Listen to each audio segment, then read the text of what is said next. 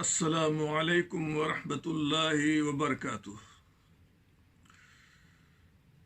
الحمد للہ رب العالمین والصلاة والسلام علی نبینا محمد وعلى آلہ واصحابہ ومن تبعهم بإحسان إلی یوم الدین، اما بعد فاعوذ باللہ السمیع العلیم من الشیطان الرجیم، بسم اللہ الرحمن الرحیم۔ الف لام را کتاب احکمت آیاتہ ثم فصلت من لدن حکیم خبیر۔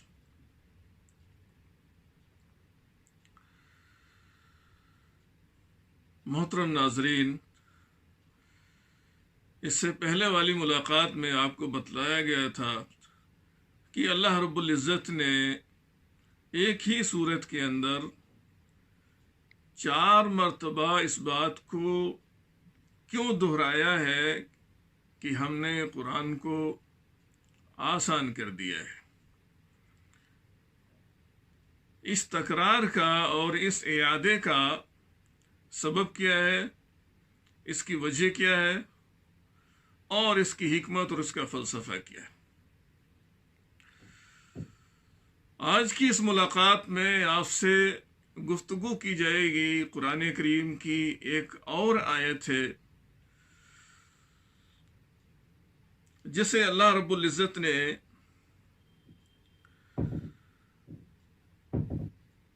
سورہ ہود کی ابتدا ہی میں ذکر فرمایا ہے، اور اس آیت کریمہ کے اندر بھی اللہ رب العزت نے انسانوں کو یہ پیغام دیا ہے کہ اس نے جو کتاب نازل فرمائی ہے اس کتاب میں فصاحت، بلاغت اور اسلوب بیان کے لحاظ سے کوئی نقص، کوئی عیب، کوئی کمی نہیں پائی جاتی، اور ساتھ ہی ساتھ اللہ رب العزت نے یہ بھی بتلایا ہے کہ اس کتاب میں جو احکام بیان کیے گئے ہیں ان کو سمجھنے میں اور ان پر عمل کرنے میں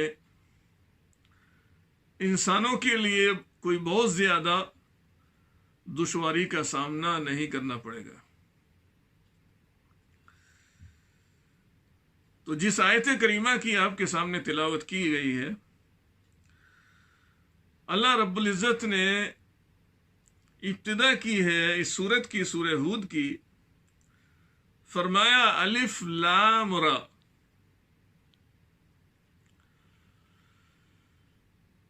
اس طرح کے حروف جن کو ہم الگ الگ کر کے پڑھتے ہیں، قرآن کریم کی 29 سورتوں کی ابتدا میں اس طرح کے حروف آئے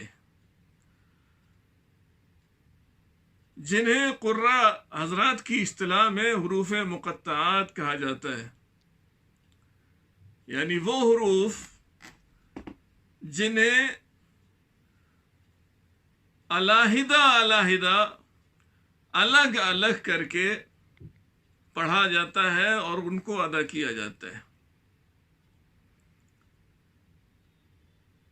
لہذا ان حروف کو اس وجہ سے حروف مقطعات کہتے ہیں۔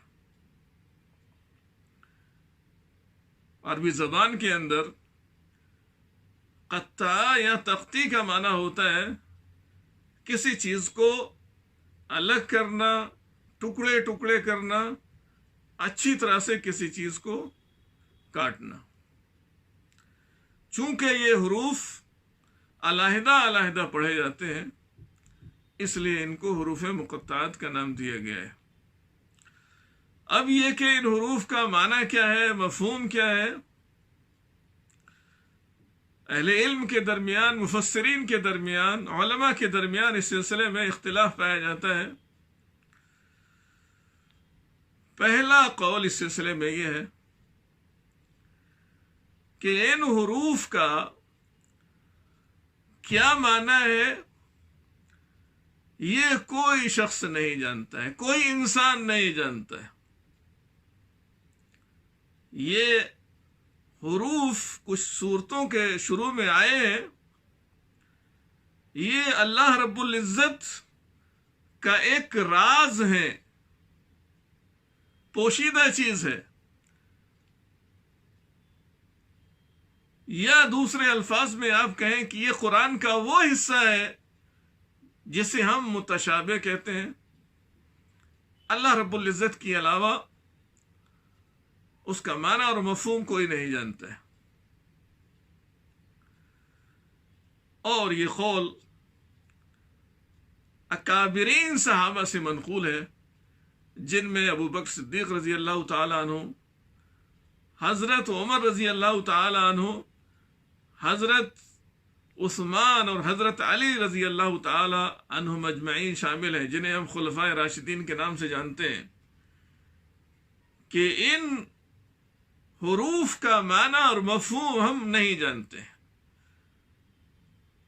اور کسی مستند روایت میں بھی اللہ کے رسول صلی اللہ علیہ وسلم نے ان حروف کا معنی بیان کیا ہو، کوئی ایسی مستند روایت موجود نہیں ہے۔ صرف اتنا اللہ کے رسول صلی اللہ علیہ وسلم سے منقول ہے کہ آپ نے کسی موقع سے فرمایا تھا کہ میں یہ نہیں کہتا ہوں کہ الف لام میم ایک حرف ہے۔ سورہ بقرہ کی ابتدا الف لام میم سے ہوتی ہے، تو اللہ کے رسول صلی اللہ علیہ وسلم نے فرمایا کہ میں یہ نہیں کہتا ہوں کہ الف لام میم ایک حرف ہے، بلکہ الف ایک حرف ہے، لام ایک حرف ہے، میم ایک حرف ہے۔ لہذا اللہ رب العزت کی کتاب کے یہ 3 حرف ادا کرنے سے انسان کو ہر حرف پر ایک نیکی کا اجر ملتا ہے۔ یہ بات اللہ کے رسول صلی اللہ علیہ وسلم نے بیان فرمائی ہے، جس سے قرآن کریم کی تلاوت کی فضیلت معلوم ہوتی ہے کہ کتنا اجر و ثواب بندے کو اس کتاب الہی کے پڑھنے پر، تلاوت پر ملتا ہے۔ لیکن ان حروف کا معنی کیا ہے، مفہوم کیا ہے، یہ چیز اللہ کے رسول صلی اللہ علیہ وسلم سے منقول نہیں ہے۔ اسی لیے صحابہ نے اس سلسلے میں خاموشی اختیار کی۔ دوسرا قول اس سلسلے میں یہ ہے کہ ان حروف کا معنی اور مفہوم بیان کیا جائے، معنی اور مفہوم ہے، اور اس کے مختلف معانی اور مفاہیم بیان کرنے کی کوشش کی گئی ہے، لیکن اس کی کوئی واضح دلیل موجود نہیں ہے۔ اس لیے پہلا قول ہی صحیح ہے، جس میں یہ بات کہی گئی ہے کہ ان حروف کا معنی اور مفہوم اللہ رب العزت کا ایک راز ہے، اس میں کوئی انسان نہیں جانتا ہے۔ لیکن علماء نے اتنا ضرور کہا ہے، اگرچہ ان حروف کا کوئی معنی نہیں ہے، پھر بھی ان حروف کے ذکر کرنے کا ایک مقصد ہے، اور وہ اہم ترین مقصد ہے، اور وہ مقصد اللہ رب العزت نے ان حروف کو ذکر کر کے قرآن کے اعجاز کی طرف اشارہ کیا ہے کہ یہ قرآن کریم ایک معجز کتاب ہے۔ بندے اس کتاب کی طرح سے کوئی کتاب بنا کر لے آئیں، یا اس کتاب کی کچھ صورتوں کی طرح سے کچھ صورتیں بنا کر لے آئیں، یا اس کتاب کی کچھ آیتوں کی طرح سے کوئی آیت بنا کر لے آئیں، یہ ان کے بس کی بات نہیں ہے۔ ان حروف کے ذکر کرنے کا مقصد اللہ رب العزت کا یہ ہے کہ یہ ہماری کتاب معجز کتاب ہے، یہ انسانوں کا کلام نہیں ہے، اور یہ بتانا مقصود ہے کہ جن حروف سے یہ کتاب مرتب ہے، مرکب ہے، انہی حروف سے تمہاری تحریر، تمہاری تقریر، اہل عرب کو اپنی تقریر پر، اپنی تحریر پر ناز تھا، فخر تھا۔ اللہ رب العزت نے چیلنج کیا کہ تمہاری تحریر، تمہاری تقریر بھی انہی حروف سے ترکیب پاتی ہے جن سے قرآن مرتب کیا گیا ہے، اور قرآن جن سے مرکب ہے، لہذا تم اس کی طرح سے کوئی کلام اگر تمہارے بس میں ہے، اختیار میں ہے، تو تم پیش کر کے دکھاؤ، اور اگر ایسا نہیں کر سکتے ہو تو تمہیں یہ مان لینا چاہیے کہ یہ کسی انسان کا کلام نہیں ہے، یہ کلام الہی ہے۔ اس مقصد کی خاطر اللہ رب العزت نے یہ حروف ذکر فرمائے۔ آئیے اس کے بعد اللہ تعالیٰ نے فرمایا کتاب احکمت آیاتہ۔ اللہ تعالیٰ ارشاد فرماتا ہے کہ ایک ایسی کتاب ہے جس کی آیتیں محکم بنائی گئی ہیں۔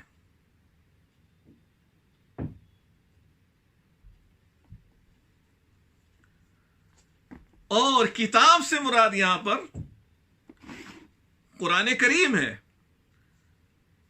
کہا یہ ایسی کتاب ہے جس کی آیتیں محکم بنائی گئی ہیں۔ ثم فصلت، اور پھر اس کی آیات کو صاف صاف بیان کر دیا گیا ہے۔ من لدن حکیم خبیر، یہ آیات اس ہستی کی جانب سے ہیں، اس ذات کی جانب سے ہیں جو حکیم ہے، دانا ہے، جس کی کوئی بات حکمت سے خالی نہیں ہے۔ خبیر، جو آگاہ ہے، باخبر ہے، جس سے کوئی چیز مخفی نہیں ہے، اس ذات الہی کی جانب سے یہ آیات اور یہ کتاب، یہ قرآن نازل کیا گیا ہے۔ اللہ رب العزت نے اس آیت کریمہ میں قرآن کریم کی دو صفتیں بیان فرمائی۔ پہلی صفت کا تعلق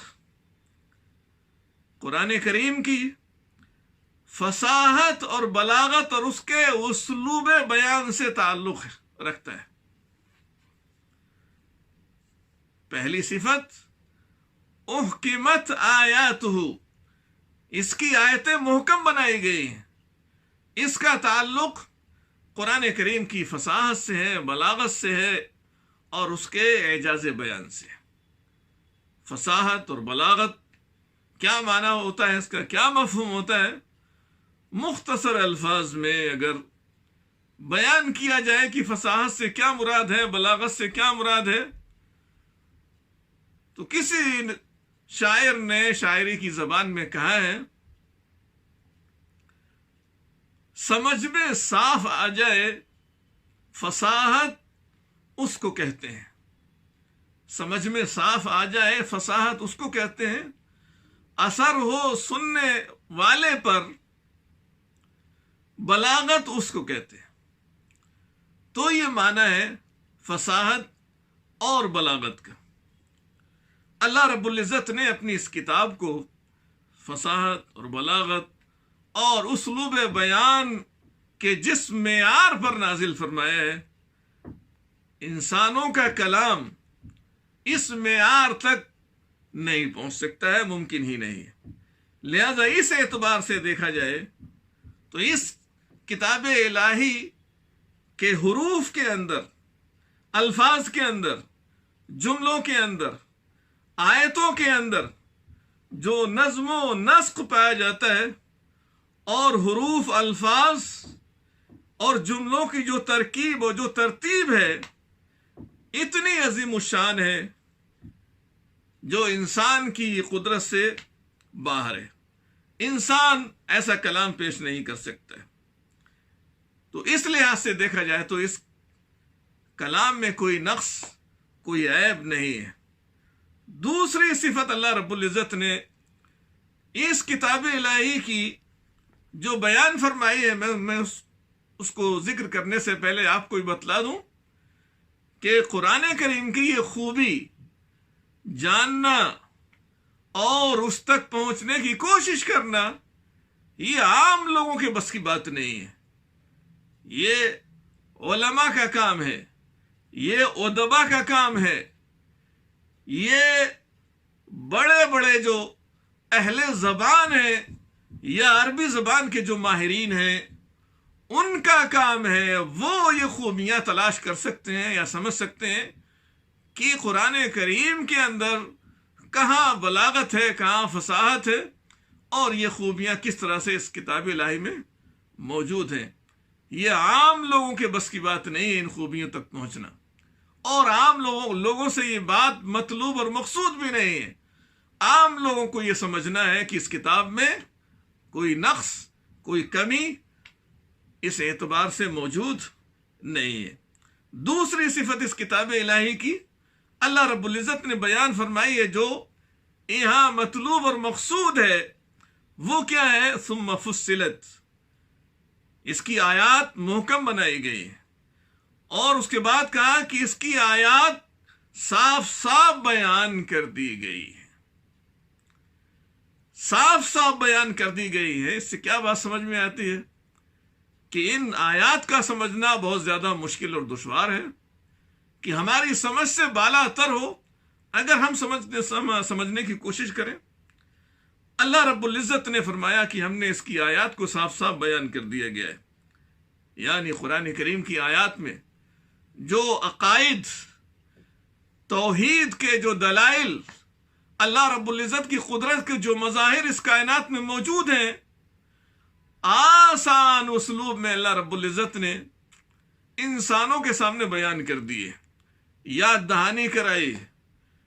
اس کائنات کے اندر بہت ساری چیزیں ہیں جو اللہ رب العزت کی وحدانیت پر اور اس پر ایمان لانے کے لیے کافی ہیں. سورج، چاند، زمین، آسمان، اور اس طرح کی نہ جانے کتنی نشانیاں ہیں اللہ رب العزت کی قدرت کی. یہ سب اللہ رب العزت کے ایک معبود ہونے اور ایک رب ہونے پر دلالت کرتی ہیں. تو اللہ رب العزت نے بہت ساری آیات میں عقیدے کے دلائل کو اس انداز میں بیان فرمایا ہے، اور جو عملی احکام ہے اللہ رب العزت نے اس کتاب الہی میں بیان کیے ہیں، وہ بھی انسان کی وسعت اور اس کی طاقت، اس کی استطاعت سے باہر نہیں ہے. لا یکلف اللہ نفسا الا وسعها. اللہ رب العزت نے انسانوں کو ان کی صلاحیت، ان کی استطاعت سے زیادہ مکلف نہیں بنایا ہے کسی بھی چیز کا کہ ان کے بس کی بات نہ ہو. اور جہاں کہیں انسان کی صلاحیت، قدرت، استطاعت متاثر ہوتی ہے کہ وہ اس وقت اس پر عمل نہیں کر سکتا ہے، تو شریعت نے وہاں رخصت رکھی ہے. اور اسی طریقے سے اللہ رب العزت نے اس کتاب الہی کے اندر دوسری قوموں کے واقعات، حادثات ذکر فرمائے، اور کس طریقے سے ان قوموں نے اپنے نبیوں کی تکذیب کی، جھٹلایا، اللہ رب العزت کے فرامین کو ٹھکرایا، کس طریقے سے ان پر اللہ تعالیٰ کا عتاب نازل ہوا، عذاب آیا، اللہ تعالیٰ نے ان کو ہلاک و برباد کر دیا. یہ چیزیں بھی اللہ تعالیٰ نے انسانوں کی عبرت اور نصیحت کے لیے، سمجھنے کے لیے تفصیل سے ذکر فرمائی ہے. لہذا چاہے خاص افراد ہوں، چاہے عام افراد ہوں، وہ یہ ساری چیزیں سمجھنے کے اہل ہیں. ان کے اندر یہ لیاقت، یہ صلاحیت موجود ہے.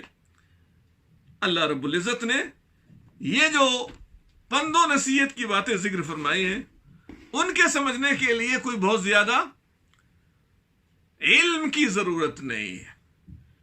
یا تو معمولی درجے کی عربی زبان آتی ہو، یا عربی زبان نہ آتی ہو، بلکہ ترجمہ جس زبان میں عربی متن کا یا قرآن کا ترجمہ جس زبان میں کیا گیا ہے، اس زبان کے ذریعے سے ہم یہ بنیادی چیزیں کسی بھی زبان میں سمجھ سکتے ہیں کہ اللہ رب العزت کا منشا کیا ہے، اللہ رب العزت بندوں سے کیا چاہتا ہے۔ اس لیے معلوم ہوا کہ جس کی آیات کو اللہ تعالیٰ نے صاف صاف بیان کر دیا ہو، اس کے تعلق سے یہ عذر پیش کرنا کہ ہماری سمجھ میں یہ بات نہیں آتی ہے، یہ انتہائی نامعقول بات ہے۔ آئیے میرے سامنے ایک اور آیت ہے، سورہ زمر کی آیت ہے کہ اللہ رب العزت نے کس طریقے سے اس کتاب کو آسان فرمایا ہے۔ اللہ رب العزت کا ارشاد ہے، وَلَقَدْ ضَرَبْنَا لِلنَّاسِ فِي هَذَا الْقُرْآنِ مِنْ كُلِّ مَثَلٍ لَعَلَّهُمْ يَتَذَكَّرُونَ قُرْآنًا عَرَبِيًّا غَيْرَ ذِي عِوَجٍ لَعَلَّهُمْ يَتَّقُونَ ضَرَبَ اللَّهُ مَثَلًا رَجُلًا مِّنْهُ شُرَكَاءُ ضرب الله مثلا رجلا فيه شركاء متشاكسون ورجلا سلما لرجل هل يستويان مثلا الحمد لله بل اکثرهم لا يعلمون۔ سورہ زمر کی آیت نمبر 27 سے لے کر آیت نمبر 29 تک، یعنی یہ 3 آیتیں، اللہ رب العزت نے فرمایا وَلَقَدْ ضربنا للناس فی هذا القرآن من كل مثل، اس قرآن میں، اس کتاب میں ہم نے ہر طرح کی مثالیں بیان کر دی۔ کس لیے مثالیں بیان کی ہیں؟ لعلہم یتذکرون، تاکہ لوگ عبرت حاصل کریں، نصیحت حاصل کریں۔ مثال کے ذریعے سے کسی چیز کو سمجھنا اور سمجھانا آسان ہوتا ہے، سمجھنے والے کی سمجھ میں آسانی سے وہ بات ذہن میں بیٹھ جاتی ہے اگر مثال کے ذریعے سے کوئی چیز واضح کی جائے، سمجھائی جائے۔ اللہ رب العزت نے اس کتاب میں بے شمار مقامات پر مثال دے کر بات کو واضح کیا ہے، اور اس کے بعد اللہ رب العزت نے فرمایا قرآنً عربیًا غیر ذی عوج، یہ جو قرآن ہے جس میں ہر طرح کی مثال ہم نے بیان کر دی ہے، اس کے آسان ہونے کی ایک تو یہ دلیل ہے، دوسری دلیل اس کے آسان ہونے کی اللہ تعالیٰ نے واضح ہونے کی فرمائی قرآنً عربیًا غیر ذی عوج، عربی زبان کا قرآن ہے، واضح اور عربی زبان میں یہ قرآن ہے اللہ تعالیٰ نے نازل کیا ہے، غیر ذی عوج، جس کے اندر کوئی کجی نہیں ہے، ٹیڑھا پن نہیں ہے، کوئی التباس نہیں ہے۔ کس لیے؟ اللہ تعالیٰ نے مثالوں کے ذریعے سے اور واضح عربی زبان میں اللہ تعالیٰ نے یہ کلام نازل کیا ہے لعلہم یتقون، تاکہ لوگ تقوی اختیار کریں۔ اور اس کے بعد مثال بیان فرمائی اللہ رب العزت نے کہ کس طریقے سے اللہ رب العزت نے احکام کو، عقائد کو، آداب و اخلاق کو اللہ تعالیٰ نے مثالوں کے ذریعے سے بیان فرمایا ہے۔ ایک مثال یہاں پر اللہ تعالیٰ نے ذکر کی ہے کہ ضرب اللہ مثلا رجلا فیہ شرکاء متشاکسون، اللہ رب العزت نے مثال بیان کی ہے ایک ایسے شخص کی، ایک ایسے غلام کی جو کسی کی ملکیت میں ہے۔ کہا اللہ تعالیٰ نے مثال بیان کی ہے ایک ایسے شخص کی فیہ شرکاء متشاکسون، جس میں چند لوگ شریک ہیں، اور وہ شریک بھی کیسے ہیں؟ متشاکسون، تشاکس کا معنی عربی زبان میں ہوتا ہے باہم لڑنا، جھگڑنا، بد مزاج ہونا۔ ایسے شریک ہیں اس غلام کے اندر جو جھگڑالو قسم کے ہیں، ضدی قسم کے ہیں، بد اخلاق ہیں، بد سلوک ہیں۔ غلام ایک ہے لیکن کئی مالک ہیں، اور کئی مالک اس میں شریک ہیں، اور وہ شریک بھی ایسے ہیں انتہائی بد اخلاق قسم کے۔ ایک ایسا شخص ہے۔ اس کے بعد کہا وَرَجُلًا سَلَمًا لِرَجُلٍ، اور ایک وہ شخص ہے جو کسی ایک شخص کی ملکیت میں ہے، ایک ہی کا غلام ہے۔ اللہ تعالیٰ نے فرمایا هَلْ يَسْتَوِيَانِ مثلاً، تو کیا مثال کے اعتبار سے، حالات کے اعتبار سے دونوں برابر ہو سکتے ہیں۔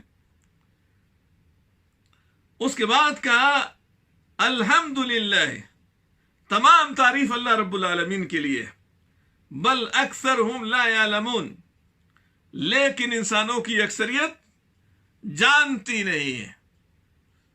اللہ رب العزت نے اس آیت کریمہ کے اندر توحید اور شرک یا موحد اور مشرک دونوں کے درمیان کیا فرق ہے، اس فرق کو مثال کے ذریعے سے سمجھایا ہے اور بیان کیا ہے۔ کس طریقے سے؟ اللہ رب العزت نے ارشاد فرمایا ایک ایسا شخص ہے جس کے اندر کئی لوگ شریک ہیں، جو کئی لوگوں کی ملکیت میں ہے، اور وہ مالک بھی جھگڑالو قسم کے ہیں۔ اگر ایک غلام اتنے لوگوں کے درمیان مشترک ہو اور وہ بھی جھگڑالو قسم کے لوگ ہوں، ایک کہتا ہو پورب جاؤ، دوسرا کہتا ہے پچھم جاؤ، ایک کہتا ہے پانی لاؤ، دوسرا کہتا ہے کھانا لاؤ، آپ سمجھ سکتے ہیں کہ ایسے غلام کی، ایسے انسان کی زندگی آرام سے ہوگی، سکون کے ساتھ گزرے گی؟ انتہائی پریشان کن زندگی ہوگی ایسے انسان کی کہ جس کے کئی مالک ہوں، ہر ایک کی اس کو خدمت کرنی ہے، ہر ایک کو راضی کرنا ہے، ممکن ہی نہیں ہے۔ دوسری طرف ایک ایسا شخص ہے جس میں صرف ایک شخص اس کا مالک ہے، غلام ہے لیکن مالک ایک ہے، ایک ہی کی خدمت کرنی ہے، ایک ہی کی بات ماننی ہے، ایک ہی کو راضی کرنا ہے۔ دوسری طرف ایسا غلام ہے، کیا دونوں کی زندگی یکساں ہو سکتی ہے؟ آخری شخص جو ہے اس کی زندگی راحت و آرام کی زندگی ہوگی، اس لیے کہ ایک کو راضی کرنا یہ آسان ہے بہت سارے آقاؤں کو، مالکوں کو راضی کرنے کے مقابلے میں۔ اللہ رب العزت نے بندوں کو سمجھایا ہے مثال سے، یہی حال موحد اور مشرک شخص کا ہے۔ موحد انسان کو کیا کرنا ہے؟ صرف ایک کو راضی کرنا ہے، اللہ رب العزت کو راضی کرنا ہے، ایک معبود کو راضی کرنا ہے، ایک کی عبادت کرنی ہے۔ لہذا موحد انسان کی زندگی سکون کی زندگی ہوگی، چین کی زندگی ہوگی، راحت و آرام کی زندگی ہوگی۔ اور دوسری طرف مشرک ہے، مشرک کی زندگی کبھی بھی راحت و آرام کی زندگی نہیں ہو سکتی ہے، ہمیشہ پریشان رہے گا، کئی معبودوں کی عبادت کرتا ہے، ہر معبود کے پاس اس کو حاضری دینی ہے، اور ہر معبود کے لیے الگ طریقے کا چڑھاوا اس کے لیے چاہیے۔ اور یہی حال آج ہم اپنے مسلمان بھائیوں کا دیکھتے ہیں، جو لوگ بزرگان دین کے مزارات پر حاضری دینے کے پابند ہیں، وہ سال بھر بزرگان دین کے مزارات پر چکر لگاتے رہتے ہیں، وقت بھی ضائع ہوتا ہے، پیسہ بھی ضائع ہوتا ہے، پریشان بھی رہتے ہیں کہ فلاں ہمارا بزرگ ناراض نہ ہو جائے، فلاں ناراض نہ ہو جائے۔ ہر ایک کو الگ الگ طریقے سے راضی کرنے کی کوشش کرتے ہیں اور سال بھر اسی شرک میں گزار دیتے ہیں۔ ایسے لوگ کبھی بھی راحت و آرام کی زندگی نہیں گزار سکتے ہیں۔ علامہ اقبال نے اسی کو شاعری کی زبان میں کہا تھا، وہ ایک سجدہ جسے تو گراں سمجھتا ہے، وہ ایک سجدہ جسے تو گراں سمجھتا ہے، ہزار سجدوں سے دیتا ہے آدمی کو نجات۔ اگر ہم ایک اللہ کے آگے جھکیں، اسی کی عبادت کریں، اسی کو اپنا معبود تصور کریں، اسی کو اپنا رب سمجھیں، تو ایسی صورت میں ہزاروں کے آگے، سینکڑوں کے آگے، غیروں کے آگے جھکنے کی ضرورت نہیں پیش آئے گی۔ یہ فرق ہے موحد اور مشرک کے درمیان۔ موحد توحید پرست انسان کی زندگی راحت و سکون کی زندگی ہوگی، اور جو شرک میں مبتلا ہے وہ ہمیشہ پریشان رہے گا کہ اسے الگ الگ طریقے سے ہر معبود کو، ہر بزرگ کو، ہر صاحب مزار کو الگ الگ طریقے سے راضی کرنے کی اس کو کوشش کرنی ہوگی۔ اللہ رب العزت نے اتنے آسان طریقے سے توحید اور شرک یا موحد اور مشرک کے اس فرق کو سمجھا دیا ہے۔ اس سے زیادہ آسان اور کون سی کتاب ہو سکتی ہے؟ اس سے زیادہ آسان توحید کے عقیدوں کو سمجھانے کے لیے اور کیا بات ہو سکتی ہے؟ اللہ رب العزت نے اسی لیے فرمایا کہ ہم نے اس کتاب کے اندر ہر طرح کی مثالیں بیان کر دی ہیں، مثالوں سے لوگوں کو سمجھایا ہے۔ کس لیے؟